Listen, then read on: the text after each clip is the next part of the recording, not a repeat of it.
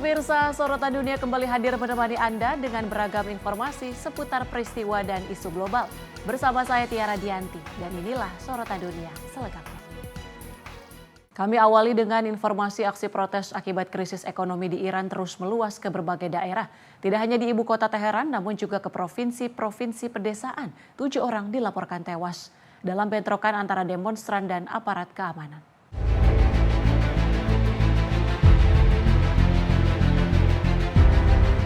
Demonstrasi yang dipicu oleh memburuknya kondisi ekonomi dan melemahnya nilai mata uang Iran kini menyebar dari ibu kota Teheran ke provinsi-provinsi pedesaan termasuk wilayah yang didominasi kelompok etnis luar otoritas menyebut 2 orang tewas pada Rabu dan 5 lainnya pada Kamis. Di 4 kota berbeda, korban termasuk demonstran serta anggota pasukan keamanan menandai korban jiwa pertama sejak gelombang protes terbaru ini. Media semi resmi Far News melaporkan 3 orang tewas meski media pemerintah tidak sepenuhnya mengakui. Skala kekerasan yang terjadi pemberitaan protes di Iran disebut masih terbatas. Menyusul penangkapan jurnalis pada gelombang protes sebelumnya di kota Lordegan, rekaman video di media sosial menunjukkan massa berkumpul. Dengan suara tembakan terdengar di latar belakang sementara kelompok HAM menyebut korban tewas merupakan demonstran. Protes juga terjadi di Fulanshar, Provinsi Isfahan, di mana seorang pria dilaporkan tewas. Aktivis menuduh aparat melepaskan tembakan ke arah massa. Sementara itu seorang anggota pasukan Basiji dilaporkan tewas dalam aksi protes di kota Kaudas. Pejabat setempat menyebut protes dipicu tekanan ekonomi, inflasi dan juga fluktuasi nilai tukar. Sejumlah orang dilaporkan ditangkap dan kondisi kota diklaim telah kondusif. Protes ini menjadi yang terbesar di Iran sejak gelombang demonstrasi tahun 2022. Meski belum menyebar secara nasional dan intensitasnya dinilai masih di bawah protes besar sebelumnya.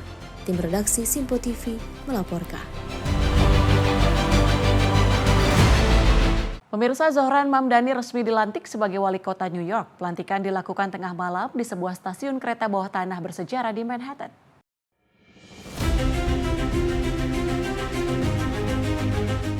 Zohran Mamdani, politisi Partai Demokrat, mengucap sumpah jabatan dengan meletakkan tangan di atas Al-Quran, menjadikannya wali kota muslim pertama di kota terbesar Amerika Serikat. Dalam pidato singkatnya, Mamdani menyebut momen ini sebagai kehormatan dan privilege terbesar dalam hidupnya. Prosesi pelantikan dipimpin oleh Jaksa Agung Negara bagian New York, Letitia James, dan digelar di Stasiun City Hall Lama, salah satu stasiun subway tertua, yang dikenal dengan langit-langit berlengkung ikonik. Dalam pidato pertamanya sebagai wali kota, Mamdani menyebut stasiun tersebut sebagai simbol pentingnya transportasi publik bagi kehidupan, kesehatan, dan warisan kota New York. Pada kesempatan itu, Mamdani juga mengumumkan penunjukan Mike Flynn sebagai komisioner Departemen Transportasi yang baru. Mamdani akan kembali dilantik dalam upacara terbuka yang lebih besar di Balai Kota New York. Pada siang hari, pelantikan tersebut akan dipimpin oleh Senator Amerika Serikat Bernie Sanders, tokoh yang disebut sebagai salah satu panutan politik Mamdani. Setelah itu, pemerintahan baru berencana menggelar pesta rakyat di sepanjang Broadway, kawasan yang dikenal sebagai Canyon of Heroes. Selain menjadi wali kota muslim pertama, Mamdani juga mencatat sejarah sebagai wali kota pertama berdarah Asia Selatan pertama yang lahir di Afrika dan wali kota termuda New York dalam beberapa generasi terakhir. Program unggulannya meliputi penitipan anak gratis, transportasi bus gratis, pembekuan sewa untuk jutaan warga, serta uji coba toko kelontong milik pemerintah kota. Tim redaksi Simpo TV melaporkan.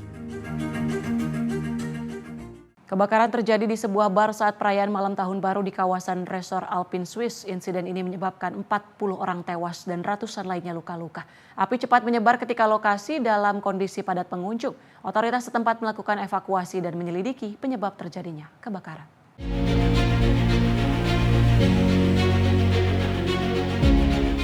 Kebakaran terjadi kurang dari 2 jam setelah pergantian tahun di bar Le Constellation yang juga terletak di kawasan Resort Grand Montana, tempat yang dikenal sebagai destinasi ski dan juga golf internasional. Polisi menyebut jumlah korban tewas masih dalam proses pendataan. Sementara sebagian besar korban luka dilaporkan dalam kondisi serius. Kepala Polisi Kanton Valais, Frederick Gilsler, menyatakan bahwa proses identifikasi korban sedang berlangsung dan pihak berwenang berupaya menghubungi keluarga para korban. Pemerintah Swiss menetapkan 5 hari masa berkabung nasional. Atas tragedi ini, sejumlah korban merupakan warga negara Italia. 13 orang terluka dan juga 6 lainnya masih dinyatakan hilang. Menteri Luar Negeri Italia dijadwalkan mengunjungi lokasi kejadian, menyusul besarnya jumlah warga Italia yang menjadi korban. Jaksa Agung Kanton Valais, Beatrice Villaud, menyatakan bahwa penyebab kebakaran masih dalam penyelidikan dan hingga saat ini tidak ada indikasi serangan, serta belum ada tersangka. Penyidikan dilakukan untuk mengungkap penyebab dan rangkaian kejadian tragis tersebut. Sejumlah saksi menggambarkan suasana kacau saat api menyebar cepat, pengunjung berdesakan mencari jalan keluar melalui tangga sempit. Dan memecahkan jendela untuk menyelamatkan diri, rumah sakit setempat mengalami kelebihan kapasitas. Akibat banyaknya korban luka, sebagian korban dievakuasi ke rumah sakit di luar negeri untuk mendapatkan perawatan lanjutan. Tim redaksi Simpo TV melaporkan. Bentrokan bersenjata terjadi di kota Aleppo, Suriah. Pasukan pemerintah transisi Suriah terlibat konfrontasi dengan kelompok Kurdi Syrian Democratic Forces atau SDF. Insiden ini dilaporkan menyebabkan korban jiwa dari kalangan warga sipil. Inilah rekaman video yang menunjukkan tembakan senjata mesin menerangi jalanan kota Aleppo yang terlihat kosong. Suara tembakan bertubi-tubi dan ledakan terdengar di sejumlah titik. Pasukan pemerintah transisi Suriah dilaporkan terlibat bentrokan dengan pasukan Kurdi SDF yang didukung Amerika Serikat. Setidaknya 2 warga sipil dilaporkan tewas dalam insiden tersebut. Dalam pernyataannya, SDF menuduh faksi yang berafiliasi dengan pemerintah transisi melancarkan serangan menggunakan senjata menengah dan berat ke kawasan Sheikh Maksud dan Asrafi. Serangan tersebut terjadi setelah adanya penyerangan terhadap pos pemeriksaan pasukan keamanan internal di Aleppo. SDF menyebut warga dan aparat keamanan melakukan langkah pencegahan untuk melindungi diri. Mereka juga menyatakan 5 warga sipil termasuk seorang anak tewas dalam bentrokan tersebut. Sementara itu, media resmi pemerintah Suriah Sana melaporkan pasukan SDF melakukan serangan mendadak ke posisi pasukan keamanan internal dan tentara Arab Suriah di sekitar kawasan Asrafif. Serangan itu disebut menyebabkan korban di kalangan aparat keamanan dan militer. Akibat situasi keamanan yang memburuk, sejumlah jalan utama ditutup, termasuk Jalan Gaziantep, Aleppo, dan Jalan Lairomun menuju kawasan industri. Pengerahan pasukan keamanan dan mobilisasi besar-besaran dilaporkan terjadi di kota tersebut. Bentrokan ini terjadi di tengah mendekatnya batas waktu integrasi pasukan SDF ke dalam struktur negara Suriah. Kedua pihak saling menyalahkan atas terlambatnya implementasi kesepakatan yang dicapai pada bulan Maret lalu. Tim redaksi Simpo TV melaporkan. Sementara itu, pemimpin Korea Utara Kim Jong-un memantau langsung uji coba sistem persenjataan terbaru negaranya. Selain uji rudal, Kim juga meninjau pembangunan kapal selam strategis bertenaga nuklir yang diklaim akan memperkuat daya tangkal Korea Utara. Pemimpin Korea Utara Kim Jong-un menyaksikan uji coba penembakan rudal baru anti pesawat ketinggian tinggi dan jarak jauh yang masih dalam tahap pengembangan. Gambar yang dirilis kantor berita resmi KCNA pada hari Kamis 25 Desember 2025 menunjukkan Kim Jong-un memantau peluncuran rudal dari pusat komando.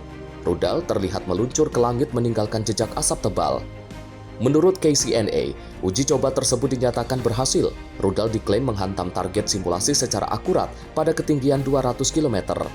Pada hari yang sama, Kim Jong-un juga meninjau proyek pembangunan kapal selam strategis bertenaga nuklir seberat 8.700 ton. Dalam kunjungan tersebut, Kim didampingi putrinya Kim Ju-ae serta sejumlah pejabat tinggi pemerintah. Kapal selam tersebut disebut sebagai langkah balasan atas rencana Korea Selatan yang bersama Amerika Serikat berencana membangun kapal selam serang bertenaga nuklir. Berdasarkan rencana 5 tahun pengembangan persenjataan yang ditetapkan pada tahun 2021, kapal selam nuklir ini ditargetkan rampung pada akhir tahun 2025.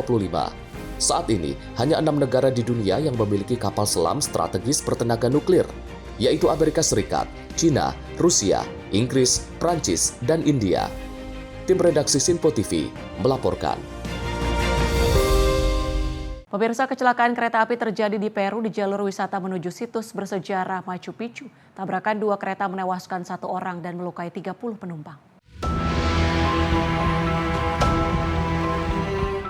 Otoritas setempat menyatakan 2 kereta wisata yang mengangkut turis bertabrakan di kawasan Corihuayra, China, tak jauh dari Machu Picchu. Korban tewas merupakan seorang pekerja kereta api. Hal ini disampaikan oleh kepolisian Chuzhou. Akibat insiden tersebut, sekitar 30 penumpang mengalami luka-luka dan dibawa ke rumah sakit terdekat. Perusahaan operator kereta menyebut kereta yang datang dari Machu Picchu bertabrakan dengan kereta yang sedang menuju ke arah situs tersebut. Pasca tabrakan, layanan kereta api di jalur yang menghubungkan Machu Picchu dan kota Chuzhou diputuskan untuk dihentikan sementara. Hingga kini penyebab kecelakaan masih dalam penyelidikan dan belum ada keterangan resmi tambahan. Rekaman video media lokal menunjukkan gerbong kereta dengan kaca pecah dan bagian badan penyok terhenti di rel di antara hutan lebat dan tebing batu besar. Machu Picchu merupakan salah satu destinasi wisata terpopuler di Peru dengan 1,5 juta pengunjung. Setiap tahun, sebagian besar wisatawan menjangkau lokasi tersebut melalui kereta api. Dalam 1 dekade terakhir, sejumlah kunjungan ke Machu Picchu meningkat tajam, meski sektor pariwisata sempat terganggu oleh gejolak politik dan aksi protes yang menghentikan akses kereta. Tim redaksi Sinpo TV melaporkan. Arab Saudi lancarkan serangan udara ke kota pelabuhan Mukalla di Yaman. Serangan ini terjadi setelah pengiriman senjata dari Uni Emirat Arab tiba untuk pasukan separatis di negara yang dilanda perang tersebut. Riyadh memperingatkan bahwa tindakan Uni Emirat Arab dipandang sebagai langkah yang sangat berbahaya. Serangan udara tersebut menyusul meningkatnya ketegangan terkait pergerakan pasukan separatis yang didukung Uni Emirat Arab. Kelompok ini dikenal sebagai Dewan Transisi Selatan atau Southern Transitional Council. Dewan Transisi Selatan bersama sekutunya mengeluarkan pernyataan yang mendukung kehadiran pasukan Uni Emirat Arab di Yaman. Namun di sisi lain sejumlah kelompok yang bersekutu dengan Arab Saudi menuntut agar pasukan UEA menarik diri dari Yaman dalam waktu 24 jam. Menanggapi tuduhan tersebut, Uni Emirat Arab menyerukan sikap menahan diri dan kebijaksanaan. Abu Dhabi juga membantah tuduhan Riyadh terkait pengiriman senjata. Tak lama setelah itu, Uni Emirat Arab menyatakan akan menarik sisa pasukannya dari Yaman. Meski demikian, belum jelas apakah kelompok separatis yang didukung UEA akan melepaskan wilayah yang baru saja mereka kuasai. Konfrontasi ini dinilai berpotensi membuka front baru dalam perang Yaman yang telah berlangsung selama 1 dekade. Kondisi tersebut dapat memicu konflik antar kelompok yang sebelumnya berada di kubu yang sama melawan pemberontak Houthi yang didukung Iran. Ketegangan ini juga semakin menegangkan hubungan Arab Saudi dan Uni Emirat Arab. Dua negara tetangga di semenanjung Arab itu dalam beberapa tahun terakhir semakin bersaing dalam isu ekonomi dan politik regional, khususnya di kawasan Laut Merah. Serangan udara dan ultimatum yang dilontarkan disebut sebagai konfrontasi paling serius antara kedua negara dalam beberapa dekade terakhir. Seorang pakar Yaman menyatakan kedua pihak diperkirakan akan melakukan eskalasi terukur. Ia menilai kelompok separatis yang didukung UEA kemungkinan akan memperkuat kontrol atas wilayah yang saat ini dikuasai. Pakar tersebut juga menyebut aliran senjata dari UEA ke Dewan Transisi Selatan diperkirakan akan terhambat pasca serangan pelabuhan. Terlebih karena Arab Saudi menguasai ruang udara Yaman. Tim redaksi Sinpo TV melaporkan. Sebuah bom siklon menghantam wilayah utara Amerika Serikat memicu badai salju parah di kawasan Midwest sebelum diperkirakan bergerak ke pantai timur. Sistem badai yang menguat menerjang dataran tinggi dan kawasan danau besar. Badai membawa angin kencang, salju tebal, serta hujan es dan hujan beku yang membuat kondisi perjalanan sangat berbahaya. Para ahli cuaca menyebut tekanan udara turun dengan cepat sehingga memenuhi kriteria sebagai bom siklon. Front dingin yang tajam menyebabkan suhu di bagian wilayah tengah Amerika Serikat turun hingga 50 derajat Fahrenheit dibandingkan hari sebelumnya. Angin kencang dan salju tebal memicu kondisi blizzard dengan wind chill berbahaya sehingga minus 30 derajat Fahrenheit di Dakota Utara dan Minnesota. Dinas Cuaca Nasional telah memperingatkan potensi whiteout condition yang dapat membuat perjalanan mustahil di sejumlah wilayah. Ribuan penerbangan mengalami penundaan dan ratusan penerbangan dibatalkan. Di Michigan bagian utara, salju menumpuk hingga 2 kaki dan diperkirakan salju tambahan masih akan turun meski dengan intensitas lebih rendah. Angin kencang di Danau Superior memicu gelombang setinggi 6 meter, memaksa sebagian besar kapal kargo mencari perlindungan di pelabuhan. Sementara itu di Danau Erie, angin kuat mendorong air ke arah timur, menyebabkan banjir di sekitar New York dan air surut di sisi Michigan. Warga setempat melaporkan dasar danau yang biasanya terendam kini terlihat jelas, bahkan sia-sia dermaga tua dan kendaraan badai ini diperkirakan akan terus menguat saat bertemu udara dingin dari Kanada dan udara hangat dari selatan Amerika Serikat. Tim redaksi Sinpo TV melaporkan.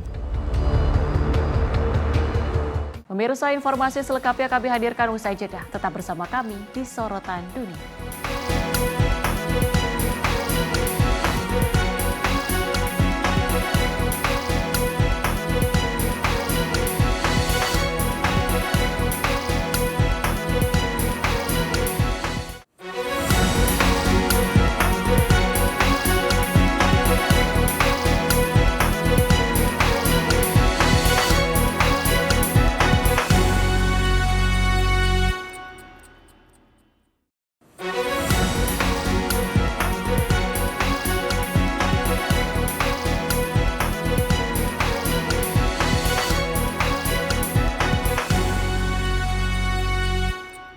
Anda kembali menyaksikan Sorotan Dunia dan informasi kami lanjutkan. Pemirsa, Zohran Mamdani resmi menjabat sebagai wali kota New York. Setelah dilantik dalam serangkaian upacara di Balai Kota New York, dalam pidato perdananya, Mamdani berjanji akan memerintah secara luas dan berani dengan menggunakan kekuatan pemerintah kota. Zohran Mamdani, politisi Partai Demokrat, dilantik sebagai wali kota New York kurang dari 2 jam setelah tengah malam di sebuah stasiun subway tua di bawah Balai Kota. Dengan meletakkan tangan di atas Al-Quran, Mamdani mencatat sejarah sebagai wali kota muslim pertama, kota terbesar di Amerika Serikat, dalam upacara pelantikan terbuka yang juga digelar pada siang harinya. Senator Amerika Serikat Bernie Sanders memimpin pengambilan sumpah untuk kedua kalinya di hadapan ribuan warga yang memadati Broadway, kawasan yang dikenal sebagai Canyon of Heroes. Dalam pidatonya, Mamdani menyatakan pemerintahan akan menggunakan kekuatan negara untuk meningkatkan kehidupan warga, terutama kaum pekerja yang tertekan tingginya biaya hidup. Mamdani menegaskan dirinya akan memerintah sebagai seorang sosialisasi Demokrat tanpa meninggalkan prinsip politiknya sesuai dengan pelantikan. Mamdani langsung mengambil langkah awal dengan mencabut sejumlah perintah eksekutif era pemerintahan sebelumnya yang terbit setelah kasus korupsi mantan wali kota Eric Adams yang diumumkan otoritas federal. Selain menjadi wali kota muslim pertama, Mamdani juga mencatat sejarah sebagai wali kota pertama berdarah Asia Selatan pertama yang juga lahir di Afrika dan juga wali kota termuda New York dalam beberapa generasi terakhir di usia 34 tahun. Program unggulan Mamdani meliputi penitipan anak gratis, transportasi bus gratis, pembekuan sewa bagi sekitar 1 juta rumah tangga, serta uji coba toko kelontong yang milik pemerintah kota. Meski berjanji melakukan transformasi besar, Mamdani mengakui tantangan memimpin kota terbesar di Amerika tidaklah ringan. Namun ia menegaskan pemerintahannya akan menjadi contoh bahwa harapan dan juga perubahan masih mungkin terwujud. Tim redaksi Simpo TV melaporkan. Pemirsa, tim penyelamat di California Selatan menemukan 3 pendaki gunung tewas saat melakukan operasi evakuasi di tengah terjangan angin kencang. Insiden terjadi di kawasan pegunungan Mount Baldy, tak jauh dari Los Angeles. Otoritas setempat menyatakan laporan awal diterima Senin pagi setelah seorang pendaki berusia 19 tahun dilaporkan terjatuh sejauh 500 kaki di area pegunungan terpencil. Pelapor merupakan rekan korban yang mencari sinyal telepon dan memberikan koordinat GPS kepada petugas penyelamat. Tim helikopter penyelamat sempat menemukan 3 orang di lokasi namun gagal mendarat akibat angin kencang yang melanda kawasan tersebut. Upaya pendaratan kedua juga tidak berhasil hingga seorang medis diturunkan dengan tali dari helikopter dan menemukan ketiga pendaki telah meninggal dunia. Otoritas menyatakan ketiga jenazah ditemukan di jalur Devil's Backbone Trail pada Senin malam sekitar pukul 7.30 waktu setempat. Hingga Selasa identitas korban belum diungkap dan penyebab kematian masih dalam penyelidikan. Wilayah California Selatan saat itu sedang dilanda angin santai yang sangat kuat dengan hembusan terisolasi mencapai 70 mil per jam. Insiden ini terjadi di kawasan Wilderness dekat lokasi meninggalnya aktor Hollywood Julian Sands 3 tahun lalu setelah dilaporkan hilang saat mendaki sendirian. Tim redaksi Simpo TV melaporkan. Militer China kembali menggelar latihan tempur bersama di sekitar Taiwan memasuki hari kedua. Beijing menyebut latihan ini sebagai peringatan tegas bagi kekuatan pemisah serta campur tangan pihak luar. Pada Selasa waktu setempat, China mengerahkan unit udara Angkatan Laut dan pasukan rudal. Latihan dengan tembak langsung ini dilakukan di sekitar selat Taiwan serta di utara, barat daya, tenggara, dan timur Pulau Taiwan. Latihan ini diberi nama Misi Keadilan 2025. Otoritas Taiwan menyatakan pasukan keamanan telah ditempatkan dalam kondisi siaga dan menggelar latihan respon cepat. Kementerian Pertahanan Taiwan menyebut latihan militer Cina menegaskan sikap agresif Beijing dan menjadikannya sebagai perusak utama perdamaian regional. Otoritas penerbangan Taiwan juga melaporkan lebih dari 100.000 penumpang internasional terdampak pembatalan dan pengalihan penerbangan. Latihan ini digelar setelah China mengecam keras rencana penjualan senjata Amerika Serikat ke Taiwan yang disebut berensi menjadi yang terbesar sepanjang sejarah. Beijing juga marah atas pernyataan Perdana Menteri Jepang yang menyebut militer Jepang dapat terlibat jika China menindak Taiwan. Meski tidak menyebut langsung Amerika Serikat dan Jepang, Kementerian Luar Negeri China menuduh partai berkuasa di Taiwan mencari kemerdekaan dengan meminta dukungan Amerika Serikat. Media resmi China menegaskan upaya tersebut akan berakhir kegagalan. Presiden Amerika Serikat Donald Trump menyatakan tidak mendapat pemberitahuan sebelum latihan digelar. Namun mengaku tidak terlalu khawatir. Trump menyebut China telah lama melakukan latihan naval di kawasan tersebut. dan mengklaim memiliki hubungan baik dengan Presiden China Xi Jinping. China dan Taiwan telah diperintah secara terpisah sejak Perang Saudara tahun 1949. Meski memiliki pemerintah sendiri, Beijing tetap mengklaim Taiwan sebagai bagian dari wilayah kedaulatannya. Tim redaksi Sinpo TV melaporkan.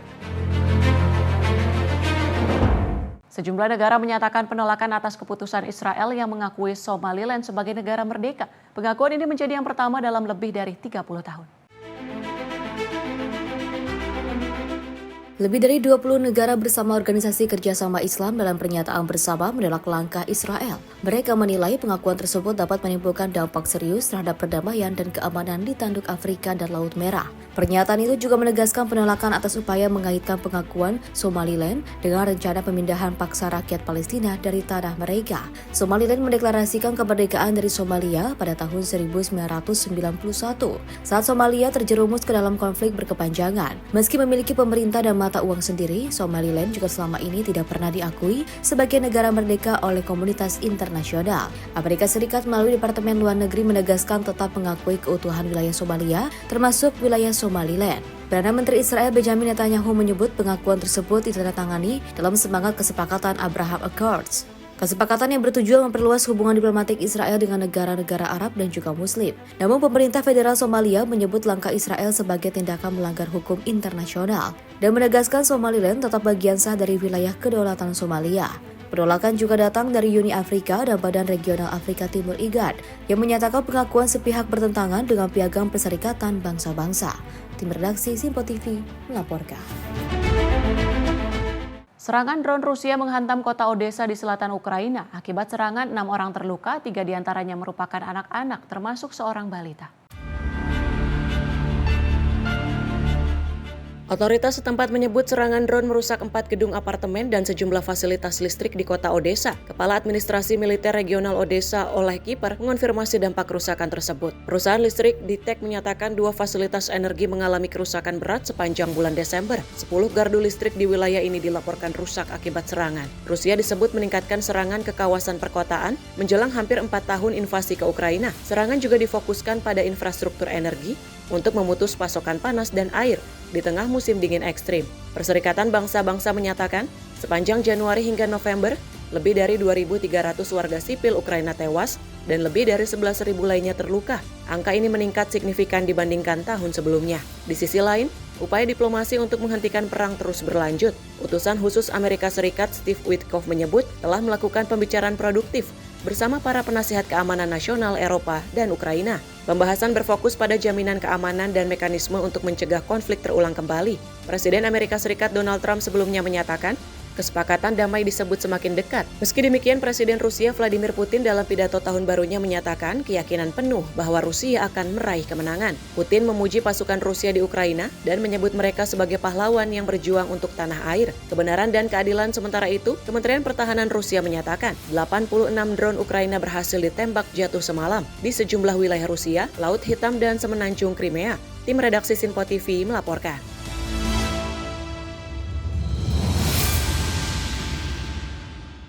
Pasukan Israel merobohkan sebuah gedung hunian di Yerusalem Timur. Pembongkaran terjadi di kawasan Wadi Kadum Ras Al-Amud, kota Silwan.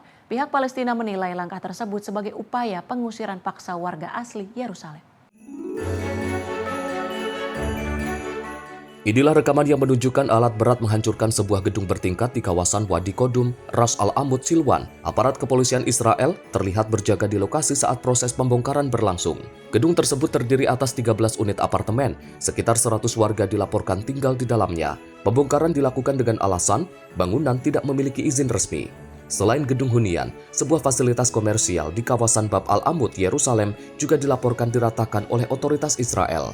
Dalam pernyataannya, pemerintah daerah Yerusalem menyebut aksi pembongkaran ini sebagai kejahatan perang dan kejahatan terhadap kemanusiaan. Mereka menilai langkah tersebut merupakan kebijakan sistematis untuk mengusir paksa warga Palestina dan mengosongkan Yerusalem dari penduduk aslinya. Kelompok Hamas turut mengecam aksi ini. Dalam pernyataan terpisah, Hamas menyebut pembongkaran gedung hunian tersebut sebagai salah satu operasi pembongkaran dan pengusiran massal terbesar yang menargetkan keberadaan Palestina di kota itu. Hingga berita ini diturunkan, otoritas Israel belum mengeluarkan pernyataan resmi terkait insiden tersebut. Namun selama ini pihak Israel menyatakan pembongkaran dilakukan semata-mata terhadap bangunan yang tidak memiliki izin. Tim redaksi Sinpo TV melaporkan. Pemilih di Republik Afrika Tengah telah memberikan suara dalam pemilihan presiden dan legislatif nasional. Presiden petahana Faustin Archange Touadera disebut sebagai favorit kuat untuk meraih masa jabatan ketiga setelah upaya stabilisasi negara dilakukan dengan dukungan pasukan bayaran Rusia. Touadera merupakan salah satu sekutu terdekat Rusia di Afrika. Analis menilai kemenangan masa ketiga akan semakin mengukuhkan kepentingan keamanan dan ekonomi Moskow di negara tersebut di tengah meningkatnya sorotan internasional terhadap peran tentara bayaran Rusia di Afrika. Republik Afrika Tengah termasuk negara pertama di benua Afrika yang menerima kehadiran pasukan yang didukung Rusia. Moskow mengklaim kehadirannya untuk melindungi pemerintah dan memerangi kelompok bersenjata. Namun ketegangan meningkat tahun ini terkait tuntutan Rusia untuk menggantikan kelompok tentara bayaran Wagner dengan unit militer baru bernama Afrika Korps. Sekitar 2,4 juta pemilih terdaftar dalam pemilu nasional ini. Pemilihan kali ini menjadi yang terbesar dalam sejarah negara tersebut karena menggabungkan pemilu presiden, legislatif, regional, dan munisipal secara serentak. Proses pemungutan suara berlangsung relatif lancar, meski sempat terjadi keterlambatan di sejumlah TPS. Pemungutan suara ditutup sekitar pukul 7 malam waktu setempat dan dilanjutkan dengan penghitungan suara. Hingga kini penyelenggara pemilu belum menyampaikan data partisipasi pemilih. Hasil sementara diperkirakan akan diumumkan dalam waktu 1 pekan. Putaran kedua akan digelar jika tidak ada kandidat yang meraih lebih dari 50% suara. Touadera menghadapi 6 penantang, termasuk tokoh oposisi terkemuka, Anicet George Dologuele dan Henry Marie Dondra, keduanya mantan Perdana Menteri. Namun pemilu ini digelar tanpa partisipasi koalisi oposisi utama yang memboikot pemilihan, dengan alasan lingkungan politik tidak setara. Dengan dukungan Rusia, Touadera menjadikan keamanan, stabilitas, dan pemulihan ekonomi sebagai isu utama kampanyenya. Negara berpopulasi sekitar 5,5 juta jiwa ini telah lama dilanda konflik bersenjata. Republik Afrika Tengah telah mengalami kekerasan berkepanjangan sejak tahun 2013. Perjanjian damai tahun 2019 hanya meredakan konflik sebagian, dengan sejumlah kelompok bersenjata kembali angkat senjata. Keamanan menjadi faktor terpenting bagi para pemilih. Pasukan penjaga perdamaian PBB MINUSCA yang telah berada di negara itu sejak 2014 turut membantu pengamanan dan logistik pemilu. Tim redaksi Sinpo TV melaporkan. Sebuah pesawat kecil Angkatan Laut Meksiko jatuh di lepas pantai Texas saat menjalankan misi kemanusiaan. Insiden ini menyebabkan 6 orang tewas dan meninggalkan 1 keluarga dalam kesedihan mendalam. Pemerintah Meksiko menyatakan pengendali lalu lintas udara kehilangan komunikasi selama sekitar 10 menit dengan pesawat Angkatan Laut tersebut. Insiden terjadi pada saat pesawat mendekati Bandara Internasional Soles di Galveston. Pesawat jenis Big King Air 3501 sedang bekerja sama dengan organisasi nirlaba. Misi tersebut bertujuan membawa anak-anak Meksiko dengan luka bakar parah untuk mendapatkan perawatan medis di Amerika Serikat. Tim penyelamat menemukan 5 jenazah di lokasi kejadian. 2 orang lain berhasil dievakuasi dalam kondisi hidup. 1 orang anggota Angkatan Laut, Letnan Luis Enrique Castillo, sempat dinyatakan hilang. Pencarian berlangsung sepanjang hari sebelum jenazahnya ditemukan pada Selasa malam. Keluarga Castillo di desa terpencil di Meksiko Selatan mengaku hanya bisa menunggu kabar. Mereka tidak dapat segera datang ke Amerika Serikat karena keterbatasan dokumen perjalanan. Presiden Meksiko Claudia Sheinbaum menyebut kejadian ini sebagai tragedi besar. Ia mengonfirmasi sejumlah korban merupakan personel Angkatan Laut. Penyelidik di Amerika Serikat kini menelusuri penyebab kecelakaan. Badan Keselamatan Transportasi Nasional Amerika Serikat menyatakan proses evakuasi bangkai pesawat bisa memakan waktu lebih dari 1 pekan. Pakar penerbangan menyebut saat mendekati landasan, pesawat terdeteksi terbang terlalu rendah. Kondisi cuaca buruk dan sistem navigasi landasan yang sedang tidak berfungsi diduga memperberat proses pendekatan. Kabut tebal di wilayah tersebut dilaporkan membatasi jarak pandang hingga kurang dari 1 km. Dalam kondisi seperti itu, pilot seharusnya membatalkan pendaratan jika landasan tidak terlihat. Hingga kini, penyebab pasti kecelakaan masih dalam penyelidikan. Otoritas menyatakan semua kemungkinan masih ditelusuri. Tim redaksi Sinpo TV melaporkan. Pemirsa, pemerintah Amerika Serikat menyebut pembicaraan dengan Ukraina dan perwakilan Eropa terkait upaya mengakhiri perang dengan Rusia berjalan konstruktif. Pembicaraan digelar di Florida dan disebut sebagai langkah penting menuju perdamaian.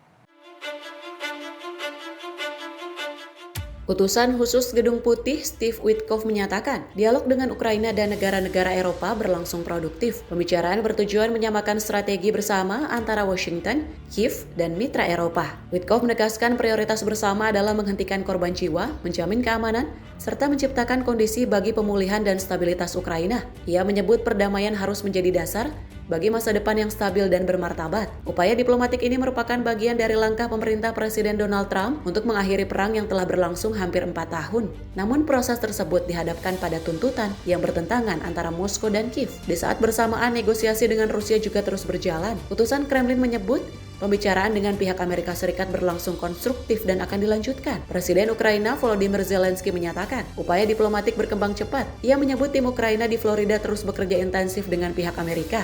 Sementara itu, Kremlin membantah adanya rencana pembicaraan 3 pihak antara Rusia, Ukraina, dan Amerika Serikat. Moskow menyatakan inisiatif tersebut belum pernah dibahas secara serius. Di dalam negeri Ukraina, Ombudsman Hak Asasi Manusia menuduh pasukan Rusia memindahkan puluhan warga sipil dari wilayah perbatasan ke teritori Rusia. Pihak Ukraina menuntut pemulangan segera para warga tersebut. Dari Eropa, pemerintah Prancis menyambut baik kesediaan Presiden Rusia Vladimir Putin untuk berdialog dengan Presiden Emmanuel Macron. Paris menyebut komunikasi dapat dilakukan jika prospek gencatan senjata semakin jelas. Pemimpin Uni Eropa sebelumnya menyepakati bantuan sebesar 90 miliar euro untuk Ukraina dalam 2 tahun ke depan. Dana tersebut akan digunakan untuk kebutuhan militer dan ekonomi di tengah konflik berkepanjangan. Tim redaksi Sinpo TV melaporkan. Kecelakaan kereta api terjadi di Meksiko Selatan setelah kereta interoceanic anjlok saat melintasi tikungan di dekat kota Nizanda. Insiden ini menewaskan setidaknya 13 orang dan melukai puluhan penumpang. Lalu lintas kereta di jalur strategis penghubung Samudra Pasifik dan Teluk Meksiko pun terhenti. Kereta interoceanic yang menghubungkan negara bagian Oaxaca dan Veracruz keluar dari rel pada Minggu pagi. Terdapat 241 penumpang dan 9 awak di dalam kereta. Presiden Meksiko Claudia Sheinbaum mengkonfirmasi jumlah korban melalui media sosial. Selain 13 orang meninggal dunia, 98 lainnya dilaporkan terluka dengan 5 orang dalam kondisi serius. Presiden Sheinbaum menginstruksikan Sekretaris Angkatan Laut dan pejabat Kementerian Dalam Negeri untuk segera menuju lokasi. Mereka diminta memberikan bantuan langsung kepada korban dan keluarga yang terdampak. Gubernur Oaxaca Salomon Jara menyatakan berbagai lembaga pemerintah telah diterjunkan ke lokasi untuk proses evakuasi dan penanganan medis. Penyebab pasti anjloknya kereta masih dalam penyelidikan otoritas setempat. Kereta interoceanic merupakan proyek nasional yang diresmikan pada tahun 2023. Jalur ini dirancang sebagai koridor perdagangan strategis yang menghubungkan pelabuhan Salina Cruz di Pasifik dengan Coatzacoalcos di Teluk Meksiko. Pemerintah Meksiko menyatakan operasi kereta akan ditangguhkan sementara sampai proses evakuasi dan investigasi selesai. Tim redaksi Sinpo TV melaporkan. Kita ke informasi lain, pemirsa. Paris, Prancis menyambut tahun baru 2026 dengan pertunjukan kembang api spektakuler. Langit ibu kota Prancis bercahaya saat kembang api dinyalakan di atas monumen ikonik Arc de Triomphe. Ribuan warga dan wisatawan memadati Champs-Élysées untuk menyaksikan malam pergantian tahun. Perayaan ini digelar dengan pengamanan ketat menyusul kewaspadaan atas potensi kerusuhan.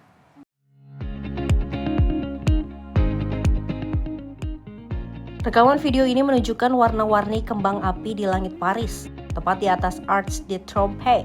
Monumen bersejarah ini berubah menjadi pusat perayaan saat jam menunjuk tepat tengah malam. Sepanjang Champs-Élysées, pengunjung terlihat mengangkat telepon genggam mereka untuk mengabadikan momen pergantian tahun. Suasana meriah menyelimuti avenue sepanjang 1,9 km yang menghubungkan Place de la Concorde dan Place Charles de Gaulle. Sebagai kota yang dikenal dengan julukan City of Light, Paris kembali menegaskan reputasinya dengan perayaan tahun baru yang ikonik dan syarat simbolisme. Perayaan tak hanya terpusat di Champs-Élysées, namun juga menyebar ke sejumlah boulevard dan ruang publik sekitarnya. Namun perayaan tahun baru kali ini berlangsung di tengah kewaspadaan tinggi, sekitar 10.000 personel polisi diterjunkan di seluruh kota Paris untuk mengantisipasi potensi gangguan keamanan. Pemerintah Prancis meningkatkan pengamanan menyusul riwayat kerusuhan, aksi vandalisme, dan kekerasan yang pernah terjadi saat perayaan akhir tahun di sejumlah kota besar. Meski demikian, pergantian tahun di Paris berlangsung meriah dan tertib. Kembang api menjadi simbol harapan baru, menandai awal tahun 2026 di jantung Eropa. Tim redaksi Sinpo TV melaporkan. Pemirsa, informasi lainnya kami hadirkan usai jeda. Tetap bersama kami di Sorotan Dunia.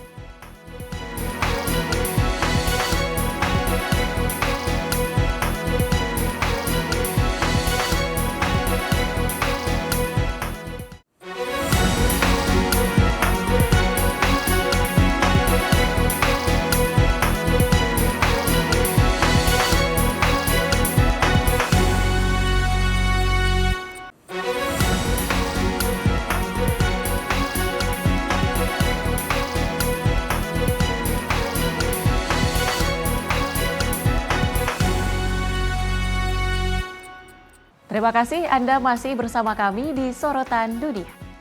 Pemirsa, kabar mengejutkan datang dari Stamford Bridge.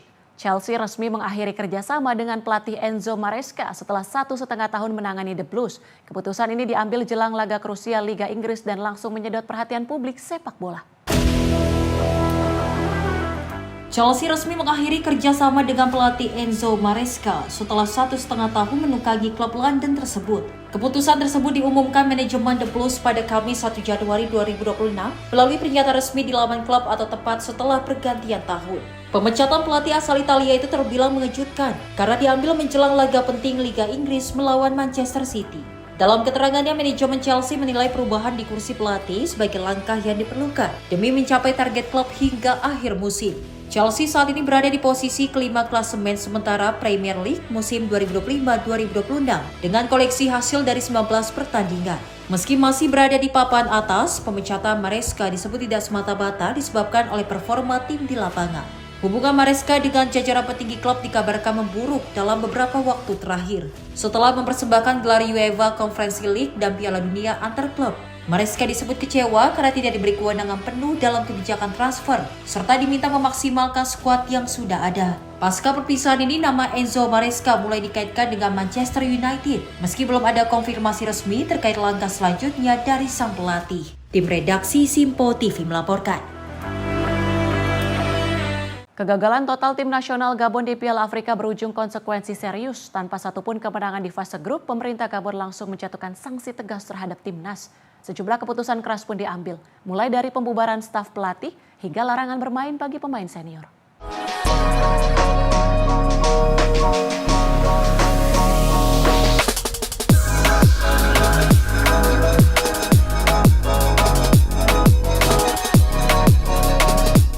Tim nasional Gabon mengakhiri Piala Afrika 2025 dengan hasil buruk dan tanpa satupun kemenangan.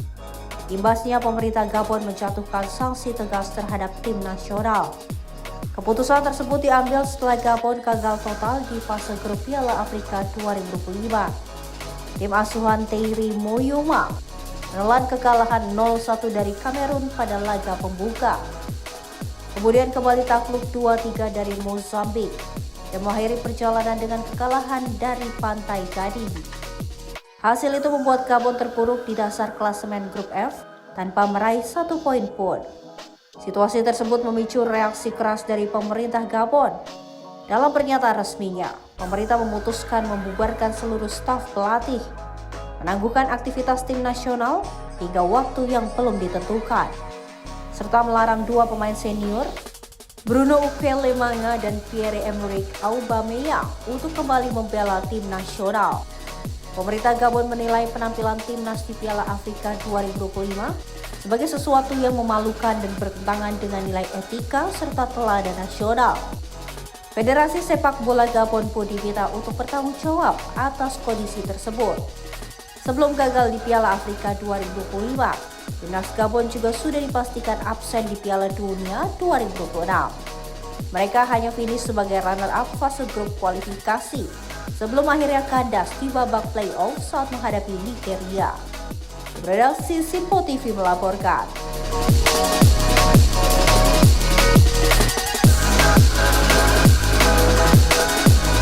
Presiden Amerika Serikat Donald Trump menegaskan Ukraina dan Rusia kini berada lebih dekat dari sebelumnya menuju kesepakatan damai. Pernyataan itu disampaikan saat Trump menjamu Presiden Ukraina Volodymyr Zelensky di resor pribadinya di Florida. Meski demikian, Trump mengakui negosiasi masih rumit dan berpotensi gagal yang bisa membuat perang berlarut selama bertahun-tahun. Pernyataan Trump muncul setelah ia dan Zelensky melakukan pembicaraan tatap muka. Pertemuan itu digelar menyusul panggilan telepon selama 2,5 jam antara Trump dan Presiden Rusia Vladimir Putin. Trump menyebut percakapan tersebut sangat baik. Trump menegaskan keyakinannya bahwa Putin masih menginginkan perdamaian. Namun pernyataan itu disampaikan di tengah serangan terbaru Rusia ke wilayah Ukraina yang terjadi saat Zelensky terbang ke Amerika Serikat untuk putaran diplomasi terkini. Dalam konferensi pers, Trump menyebut Rusia ingin melihat Ukraina berhasil. Ia berulang kali memuji Zelensky sebagai pemimpin yang berani. Kedua pemimpin mengakui masih ada isu sensitif yang belum terselesaikan. Di antaranya status wilayah Ukraina yang saat ini dikuasai Rusia, serta jaminan keamanan agar Ukraina tidak kembali diserang di masa depan. Setelah pertemuan, Trump dan Zelensky melakukan panggilan bersama dengan para pemimpin Eropa, termasuk Presiden Komisi Eropa Ursula von der Leyen, serta pemimpin Finlandia, Prancis, Jerman, Inggris, dan Polandia. Zelensky menyebut Trump setuju untuk kembali menjamu para pemimpin Eropa, kemungkinan pada Januari mendatang. Pertemuan itu bisa digelar di Washington atau lokasi lain. Dalam pernyataannya, Zelensky menyampaikan terima kasih kepada Trump. Ia menegaskan Ukraina siap untuk mencapai perdamaian. Tim redaksi Sinpo TV melaporkan. Aktivis iklim dunia Greta Thunberg ditangkap polisi Inggris di London Pusat. Penangkapan terjadi saat Thunberg memberikan dukungan kepada aktivis pro-Palestina yang melakukan aksi mogok makan. Greta Thunberg ditangkap saat berada di tengah aksi unjuk rasa di kawasan City of London. Aksi ini merupakan bagian dari demonstrasi yang lebih besar terkait isu Palestina. Dalam protes tersebut, dua aktivis lain menyemprotkan cat merah di depan sebuah perusahaan asuransi. Kelompok Prisoners for Palestine menyebut perusahaan itu ditargetkan karena diduga memiliki kaitan dengan perusahaan pertahanan Israel. Polisi City of London mengatakan seorang pria dan seorang perempuan ditangkap atas dugaan perusakan properti. Seorang perempuan lain juga ditahan atas dugaan mendukung organisasi terlarang. Hingga saat ini polisi belum menyebutkan identitas para terduga sesuai prosedur hukum Inggris. 8 anggota kelompok Palestine Action saat ini melakukan mogok makan. Mereka memprotes penahanan tanpa jaminan sambil menunggu persidangan atas berbagai tuduhan terkait aksi sebelumnya. Dua peserta mogok makan dikabarkan telah menjalani aksi tersebut selama 52 hari. Kelompok pendukung menyebut kondisi mereka memasuki tahap kritis. Pemerintah Inggris menegaskan tidak akan mencampuri proses hukum. Menurutnya, keputusan terkait penahanan dan jaminan sepenuhnya menjadi wewenang pengadilan. Greta Thunberg sebelumnya juga pernah berhadapan dengan hukum. Pada Februari 2024, ia dibebaskan dari tuduhan menolak perintah polisi dalam aksi protes konferensi industri energi. Aktivis asal Swedia tersebut dikenal sering melakukan aksi pembangkangan sipil dan telah beberapa kali didenda di Swedia maupun Inggris. Tim redaksi Sinpo TV melaporkan. Aktor dan sutradara Palestina terkemuka Muhammad Bakri meninggal dunia di usia 72 tahun. Bakri dikenal luas sebagai sosok seniman sekaligus figur kontroversial yang menyuarakan identitas dan pengalaman Palestina melalui karya film dan teater. Kabar wafatnya Muhammad Bakri diumumkan oleh keluarganya pada Rabu waktu setempat. Media lokal menyebutkan Bakri meninggal dunia setelah mengalami masalah jantung dan paru-paru. Muhammad Bakri merupakan aktor dan sutradara Palestina yang lahir di Israel Utara dan memiliki kewarganegaraan Israel. Sepanjang karirnya, ia aktif berkarya dalam film dan juga teater, baik dalam bahasa Arab maupun Ibran. Nama Bakri paling dikenal lewat film dokumenter Jenin Jenin yang dirilis pada tahun 2003. Film ini mengangkat dampak operasi militer Israel di kota Jenin, tepi barat, dan juga menampilkan kesaksian serta penderitaan warga Palestina. Film tersebut kemudian dilarang di Israel dan memicu kontroversi panjang. Bakri menghadapi proses hukum selama hampir 2 dekade. Hingga pada tahun 2022, Mahkamah Agung Israel menguatkan larangan film tersebut, serta memerintahkan Bakri membayar ganti rugi atas tuduhan pencemaran nama baik. Selain menyutradarai, Bakri juga membintangi berbagai film Israel pada era 88-90-an dan pernah tampil di Teater Nasional Israel di Tel Aviv. Ia menempuh pendidikan di Universitas Tel Aviv. Salah satu karya panggung paling terkenal Bakri adalah pertunjukan tunggal berjudul The Best Optimist yang juga menggambarkan pergulatan identitas seorang Palestina dengan kewarganegaraan Israel. Pada tahun 2025, Bakri juga terlibat dalam film All That's Left of You, sebuah drama keluarga Palestina yang menceritakan perjalanan lebih dari 76 tahun. Film tersebut masuk daftar pendek nominasi Oscar untuk film internasional terbaik. Keluarga dan kerabat menyebut Muhammad Bakri akan dikenang sebagai seniman yang teguh pada prinsipnya dan setia menyuarakan perjuangan rakyat Palestina melalui karya seni. Tim redaksi Sinpo TV melaporkan. 2 helikopter bertabrakan di udara di negara bagian New Jersey. Insiden ini menyebabkan 1 orang tewas dan 1 orang lain mengalami luka kritis. Kecelakaan terjadi pada Minggu pagi di sekitar Bandara Municipal Hamilton. Rekaman video dari lokasi kejadian menunjukkan salah satu helikopter berputar cepat sebelum jatuh ke tanah. Api sempat melalap salah satu helikopter dan berhasil dipadamkan oleh petugas kepolisian dan pemadam kebakaran. Badan Penerbangan Federal Amerika Serikat menyebut kecelakaan ini sebagai tabrakan di udara. Insiden melibatkan dua helikopter jenis Aerostrom F-28A dan Aerostrom 280C. Masing-masing helikopter hanya ditumpangi oleh seorang pilot. Satu pilot dinyatakan tewas di lokasi, sedangkan pilot lainnya dibawa ke rumah sakit. Dalam kondisi mengancam jiwa, pemilik kafe di sekitar lokasi mengatakan kedua pilot merupakan pelanggan tetap dan sering sarapan bersama sebelum terbang. Warga setempat yang menyaksikan kejadian tersebut mendengar suara keras. Sebelum kedua helikopter kehilangan kendali dan jatuh, Badan Keselamatan Transportasi Nasional bersama FAA akan melakukan penyelidikan menyeluruh. Penyelidik akan meneliti komunikasi antar pilot, serta kemungkinan kegagalan prosedur melihat dan menghindari di udara. Meski saat kejadian cuaca berawan, angin dilaporkan ringan dan jarak pandang dalam kondisi baik. Tim redaksi Simpo TV melaporkan. Pemirsa, badai musim dingin menerjang California Selatan saat liburan Natal. Hujan deras dan angin kencang memicu banjir bandang serta longsor di sejumlah wilayah. Otoritas setempat mengeluarkan perintah evakuasi dan peringatan darurat. Badai mulai menyapu wilayah California pada Rabu 24 Desember 2025. Para ahli cuaca memperingatkan potensi Natal terbasah dalam beberapa tahun terakhir. Daerah-daerah yang pernah terbakar awal tahun ini menjadi zona paling rentan. Petugas pemadam kebakaran San Bernardino menyelamatkan sejumlah orang yang terjebak di dalam mobil akibat lumpur dan puing yang mengalir deras menuju kota wisata pegunungan Redwood. Jalanan tertutup batu dan tanah longsor. Di Redwood, petugas melakukan penyisiran dari rumah ke rumah dan memberlakukan perintah bertahan di tempat. Video yang dirilis otoritas menunjukkan air deras dan lumpur mengalir ke pemukiman warga. Seorang warga bernama Dylan Brown terjebak bersama keluarganya di sebuah kabin sewaan. Akses keluar tertutup longsor. Bantuan justru datang dari para tetangga yang mengirim makanan dan perlengkapan bayi. Pejabat setempat menyatakan hilangnya vegetasi akibat kebakaran hutan sebelumnya memperparah longsor. Hujan deras dengan cepat menarik puing dari pegunungan. Peringatan banjir juga diberlakukan di wilayah pesisir termasuk Malibu, serta sejumlah daerah di lembah Sacramento dan Teluk San Francisco. Otoritas mengimbau warga untuk tetap waspada dan mematuhi arahan evakuasi. Hingga kini belum dilaporkan adanya korban jiwa, namun proses penyelamatan dan pemantauan cuaca masih terus dilakukan. Tim redaksi Simpo TV melaporkan. Kota-kota di berbagai belahan dunia menyambut Tahun Baru 2026, perayaan diwarnai kembang api meriah, pertunjukan cahaya, serta peningkatan keamanan di sejumlah negara.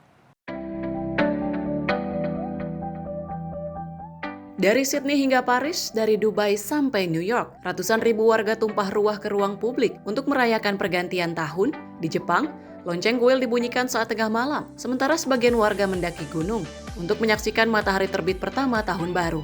Di Dubai, pertunjukan cahaya digelar diiringi atraksi jet ski akrobatik yang menghiasi langit malam. Di Paris, hitung mundur menuju tahun baru diproyeksikan ke Monumen Arc de Triomphe. Sementara di Moskow, warga merayakan tahun baru di tengah salju. Di Amerika Serikat, perayaan ikonik bola tahun baru kembali digelar di Times Square, New York. Meski suhu udara sangat dingin, ribuan orang menunggu berjam-jam untuk menyaksikan bola seberat lebih dari 5.000 kg turun perlahan menandai tahun baru diiringi hujan konfeti. Kepolisian New York menyatakan pengamanan ditingkatkan dengan tim penyaringan bergerak. Meski tidak ada ancaman khusus yang terdeteksi, di Brazil, jutaan orang memadati pantai Copacabana, Rio de Janeiro untuk menyaksikan konser musik dan pertunjukan kembang api selama 12 menit. Namun di sejumlah negara, perayaan digelar secara terbatas. Hong Kong mengurangi festivitas menyusul kebakaran besar yang menewaskan ratusan warga.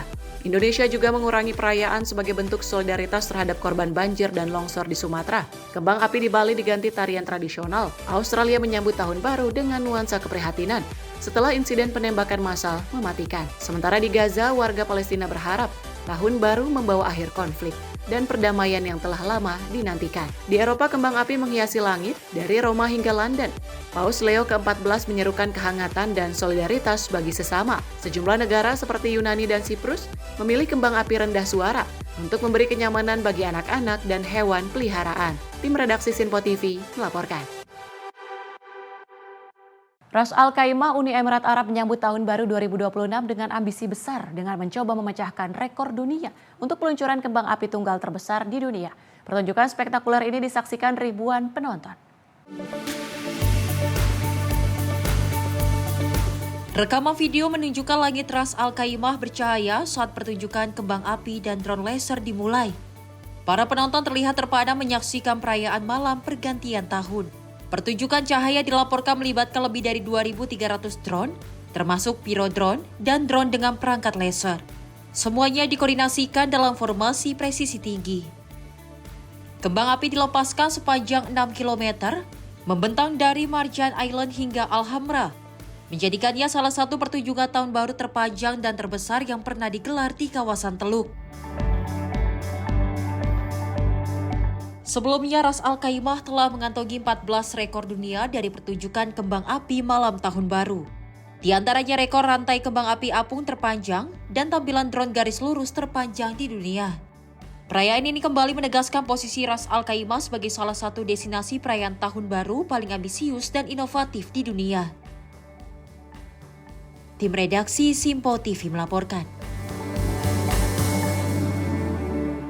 Informasi tadi sekaligus menutup jumpa kita di Sorotan Dunia kali ini. Saya Tiara Dianti, mewakili seluruh kerabat kerja yang bertugas, pamit undur diri. Terima kasih dan sampai jumpa.